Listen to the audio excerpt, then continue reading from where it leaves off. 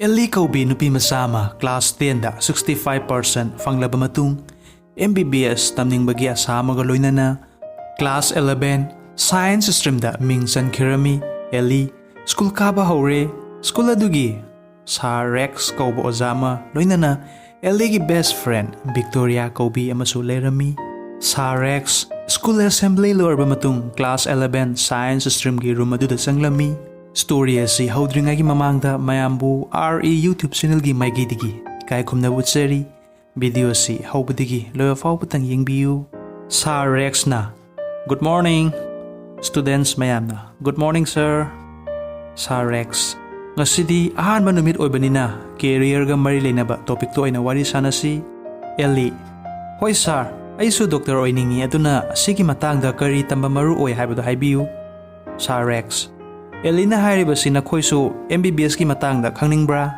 students hoy sir Alex fare dudi munataro ko MBBS haibadi Bachelor of Medicine and Bachelor of Surgery haibani ahanbada students nakhoi isana isada wahang hangjagadaba madudi aina doctor oiningi basi karigino anaba mayamgi seba tawjagi mihoy kayamagi punsikangi natragana doctor oibase sel yamna fangi hainai ai sel yamna tandaba yadi asida makhal ani thokna khaidokpa yai miyamgi phanaba tawba ama natraga paisa khaki tamba ama paisa khaki oiragadi pap ki lambida khongdaba haurabani nariba miyoy aduna hospital adugi doctor aduda thajaba amaga loinana wana tanjariba paisa adu pirini aigi anaba sidadi fahanbiu doctor haiduna doctor aduna miyoy adugi punsi ama kanbiba haibase yamna achawba dharma mani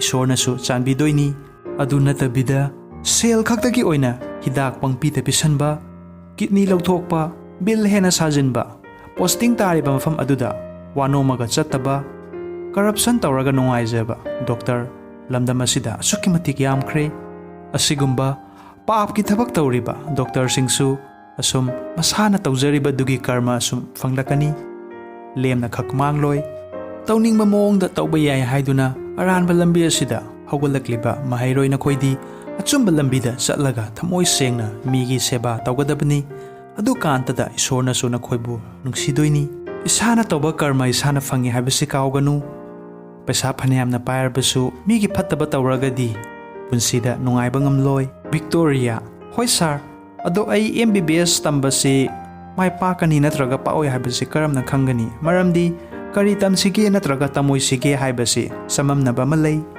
sa Rex chumi confused laigani asidi mahiroi kudingmakni adubu who am I ai kanano karamba miyoino lairek paningba natraga paningdaba mahiroira medical MBBS line asida tamba matamda sangadawriba matamasi sangdasanu ay honagani haina lepangamgadra wahang mayamasi isani sada hangjaw positive mindset oiragadi MBBS taw natragadi tawganu atopo course oina taw haiba maramdi noi family sel yamna leirabasu nangna lairik paningdragadi anaba migi seba tawningdragadi medical line asi nanginati Manipur film industry ki comedian kabok lainaw sada dance taw hairagadi oigadra Gokulda isay sa uharagadi ngamgadra ngamoy ko maramdi miyoy kudingmaki tongan ba telen lay ay koy na sisinafam khangdana ayamba manghanba ngagtani nakoy mayamgi marakta role number 1 oiragadi lairik yamna hayhay na khali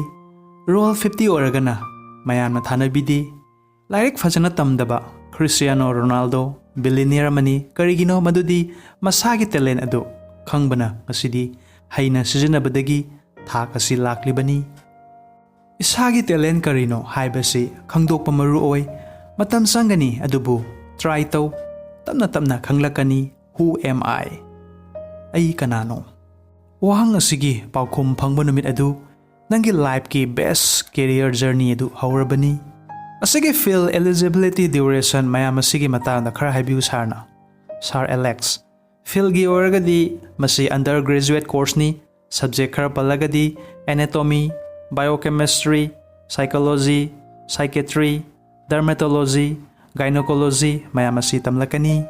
Eligibility MBBS tamba hairagadi class 12 ta minimum 50% for general amadi 40% for scheduled caste, scheduled tribe, OBC category gi oina maruoy. Adudagi NEET exam compulsory ni. NEET full form adudi National Eligibility Entrance Test haibani. 2022 asida NET exam thage hairagadi online application form asi last week of January 2022 dagi hauragani. Last date na March 2022 first week faubo oigani. Admit card na April 2022 third week aswaida fangani. Written exam di offline oini. Pung ahumgi exam asida physics, chemistry, zoology, botany is 120 mark, total 720 mark ni. Question adu multiple choice ngaktani. Negative marking laygani. Minimum pass mark asi general gi oina 720 gi manungda 138 Fangadaba scheduled caste, scheduled tribe, OBC gi oina 720 gi manungda 139 eba fangba maruoy. Mark hena fanglingay afabo college ta admission fangbagi chance wangi. Duration course asi internship ga pulaga 5.5 years sangi. Internship haibadi course adu lorba matung hospital da practice tawba dubuni. Adudagi MCI haibadi Medical Council of India da doctor haiba ming asiga loina na register tawba yaragani. Abroad ta tamluba mahiroi singna India da laaga doctor oike hairagadi. NBE haibadi National Board of Examination na lawba MCI exam compulsory ni. Exam asi pass tawdaba yadi. Victoria students mayam mama MBBS kidama abroad ta tamba liba karigno sar. Rex India gi fee structure asi waang bana atopa countries like Russia, China, Ukraine, Philippines, Bangladesh asidana hong bagidamak chatpani. India da MBBS tamba matamda government sector da oragana rupees 50,000 to 8 lakh. Amadi private sector da oragana rupees 20 lakh to 1 crore fawatsangi. College adugi matungina fee up amadi down laygani. Abroad ta oragana India gi fee structure sidagi 20% to 30% tai. Maramasinani mahiroi ayamba mapanda tamba satlibasi. Eli Sar India da doctor gi vacancy asi helakadra natraga walakadra. Sar Alex Hojiki matam asidadi laina makhal kayama thengnari. Population so hengalagli maramaduna doctor gi demand so hengalakani. Akoina doctor orba matung thamoi sengna migi seba tawbigadabani. Paisa hena pesan adudagi lawbiroidabani. Lairababu nungsigadabani. Isorna piba borbudi lairaba miyoy aduna piba bor aduna hena magun laybani. Fareng asidi bail su tare loiselasi. Matam asidadi sale lairaba su MBBS tamba haibasi yamna lure.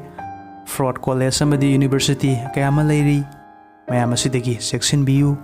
Affiliated amadi approved oiba college amadi university loinana soiroidaba tungda mahairoina tamkhraga anaya yarpa matamda natragana exam iramdaida matam sana fees thiba ngamdaba matamda mapanda laikhraga saba thakpagi problem hostel gi problem mayam asigi tamak wari lizeriba case samagna students mayam bu yengsinbigani job fangdri fawba as a parents gumna maramdi sale khaktana yaraktaba matang kayam lay screen do biriba number asida call natraga WhatsApp tawbirakpa yabigani.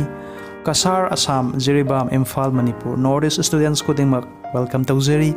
Video sina kanaba fangbiragadi like tawbiu loina na WhatsApp amadi Facebook, Instagram taso share su tawbiu. Maramdi asigumba education video si Manipuri YouTube channel dadi yamna tangna fangba video ni. Comments ta thambiramu matang karamba course ki matangda khangbiningba. Anauba viewers yaubiragadi nugsibiduna subscribe su tawbiu loina na all bell button su click tawbiu maramdi next ki video upload tawba matamda isagi mobile natraga computer da hana fangbinaba. Hauzik any screen da ubiriba video mayam asibusu yengbiu kanaba kradi singsoy soydana fangbigani. Video si haubadigi loya fawpatang yengbibagidamak sisal marumafang ahlaman mayambu ngamkhayle dam thagatsari. Thank you so much.